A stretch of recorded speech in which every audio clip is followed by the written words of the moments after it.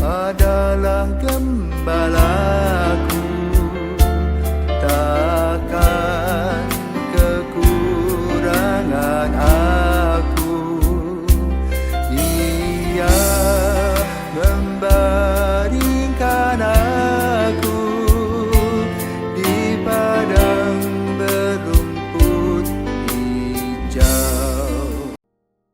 Selamat pagi saudara-saudari terkasih dalam Kristus Tuhan. Kembali lagi kita berjumpa dalam Sabda Siap Saji edisi Jumat 13 Desember 2024. Pada hari ini gereja memperingati Santa Lucia, perawan dan martir. Marilah kita berdoa. Dalam nama Bapa dan Putra dan Roh Kudus. Amin. Kristus sumber kemurnian dan tumpuan kemartiran yang mengganjar keduanya, dengarkanlah doa hamba. Perawan tabah dan murni yang kami kenangkan ini merebut 2 mahkota sebagai martir dan darah. Semoga berkat doanya kau lebur semua dosa yang pernah kami lakukan, tergoda bujukan lawan. Mulialah Engkau ya Tuhan, yang lahir dari perawan bersama Bapa dan Roh-Nya sepanjang segala masa. Amin. Allah Bapa sumber cahaya abadi, dengarkanlah kiranya kami berkat bantuan Santa Lucia, perawan dan martir-Mu. Semoga kemuliaannya yang kami peringati di dunia, kelak kami saksikan pula di surga. Dengan pengantaraan Tuhan kami Yesus Kristus Putra-Mu, yang hidup dan berkuasa bersama Dikau dalam persatuan Roh Kudus, Allah sepanjang segala masa. Amin. Marilah kita mendengarkan firman Tuhan pada hari ini. Inilah Injil Yesus Kristus menurut Matius. Dimuliakanlah Tuhan. Yesus berkata kepada orang banyak, "Dengan apakah akan kuumpamakan angkatan ini? Mereka itu seumpama anak-anak yang duduk di pasar dan berseru kepada teman-temannya, 'Kami meniup seruling bagimu, tetapi kalian tidak menari. Kami menyanyikan kidung duka, tetapi kalian tidak berkabung.' Sebab Yohanes Pembaptis datang, ia tidak makan dan tidak minum, dan mereka berkata, 'Ia kerasukan setan.' Kemudian Anak Manusia datang, ia makan dan minum, dan mereka berkata, 'Lihatlah seorang pelahap dan peminum, sahabat pemungut cukai dan orang-orang berdosa.' Tetapi hikmat Allah dibenarkan oleh perbuatannya."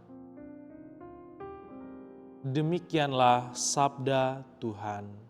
Terpujilah Kristus.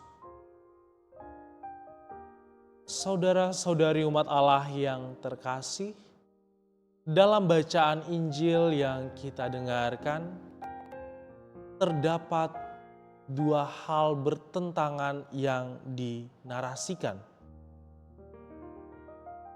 Jelas hal ini sebenarnya ditujukan kepada orang-orang Yahudi. Ketika mereka meniup seruling, tidak ada yang menari, itu perumpamaannya. Ketika mereka menyanyikan kidung duka, tetapi mereka tidak berkabung. Ketika Yohanes Pembaptis datang, ia tidak makan dan tidak minum. Orang-orang Yahudi berkata bahwa Yohanes Pembaptis itu kerasukan setan. Ketika Yesus sendiri datang ke dunia, ia makan dan minum.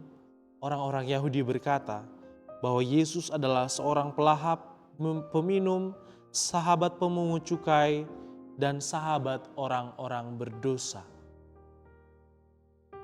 Ini menjadi sebuah sindiran keras atau bahkan teguran keras kepada orang-orang Yahudi, bahwa Tuhan sudah datang kepada orang Yahudi dengan berbagai cara, namun orang Yahudi menutup matanya dengan sangat kuat.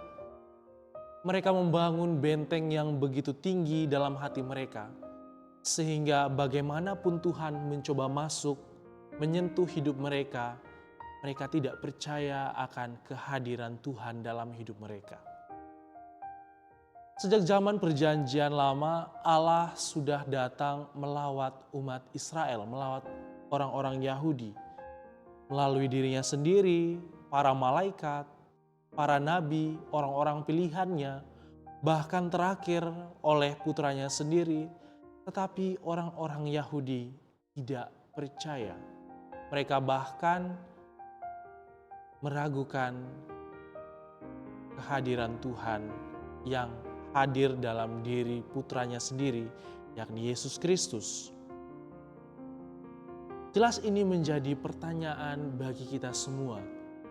Bagaimana dengan diri kita dalam kehidupan keseharian kita? Apakah kita sungguh yakin dan percaya bahwa Tuhan itu ada? Apakah kita sungguh beriman bahwa Tuhan itu berkarya dalam keseharian hidup kita?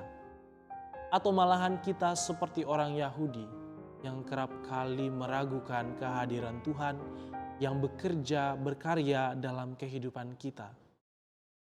Kalau kita meragukan kehadiran Tuhan dalam kehidupan kita, membangun sikap seperti orang Yahudi yang menutup mata, jelas kita hanya beriman kepada Allah hanya di bibir saja, namun tidak sampai pada taraf menyentuh hati kita atau bahkan terlaksana dalam sikap dan perbuatan kita.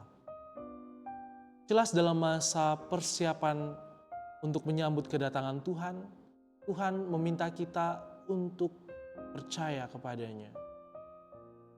Tuhan meminta kita untuk senantiasa berserah, beriman teguh kepadanya. Tuhan sebentar lagi datang, marilah kita sambut Dia dengan penuh sukacita, dengan sikap batin yang penuh dengan persiapan. Pada hari ini pula gereja memperingati peringatan Santa Lucia, seorang perawan dan martir. Santa Lucia dikenal sebagai martir yang terkemuka dalam gereja Katolik. Karena apa? Karena ia adalah martir yang mempertahankan imannya dengan teguh dan dengan penuh kesungguhan. Santa Cecilia ini adalah seorang bangsawan. Ia adalah bangsawan yang saleh, taat kepada ajaran-ajaran Kristus.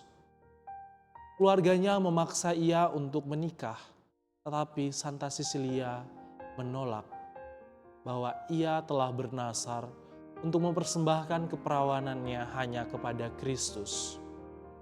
Ia bahkan mengajak ibunya untuk berdoa di makam Santa Agatha, dan ibunya mendapat kesembuhan dari penyakitnya, sehingga ia dibebaskan dari tekanan keluarga untuk menikah.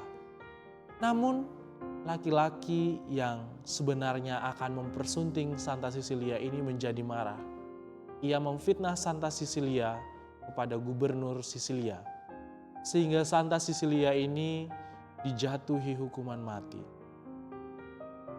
Namun anehnya, para pasukan yang mencoba untuk menangkap Cecilia mengalami kesulitan karena mereka tidak mampu untuk membawa Santa Cecilia karena tiba-tiba berat badannya menjadi sangat berat sehingga mereka tidak mampu untuk membawa, untuk menghukumnya. Alhasil mereka mencungkil mata Santa Cecilia. Bahkan mereka memenggal kepala Santa Cecilia sehingga ia wafat. Dari teladan hidup Santa Cecilia, kita belajar menyerahkan hidup kita seutuhnya hanya kepada penyelenggaraan Allah saja. Mungkin dalam kehidupan kita mendapatkan banyak persoalan hidup, mendapatkan banyak tantangan, sehingga kerap kali kita meragukan kehadiran Allah yang berkarya dalam hidup kita. Namun kita harus belajar pula dari teladan Santa Cecilia, bahwa kita harus menyerahkan hidup kita seutuhnya kepada Allah saja. Kita setiap hari harus mengundang Allah untuk hadir dalam kehidupan kita, hadir dalam aktivitas harian kita. Mungkin hanya sebagian kecil dari kita yang setiap pagi mengundang kehadiran Allah untuk berkarya dalam hidup kita. Sebagian kecil dari kita mengingat Allah ketika kita bangun dari tidur kita. Kita harusnya sadar, kita harusnya senantiasa mengingat bahwa Allah lah yang menyelenggarakan hidup kita. Allah lah yang akan menuntun tangan kita. Allah lah yang akan menuntun kaki kita kemana kita akan berlangkah, kemana kita akan melakukan segala pekerjaan kita. Marilah dalam kehidupan harian kita kembali senantiasa mengingat karya Allah dalam hidup kita. Kita kembali merenungkan bahwa Allah turut bekerja dalam segala perkara-perkara yang berat dalam hidup kita. Semoga kita menjadi umat Allah yang senantiasa percaya kepadanya dan senantiasa mengingat karya tangannya dan mengundangnya untuk senantiasa hadir dalam hidup kita.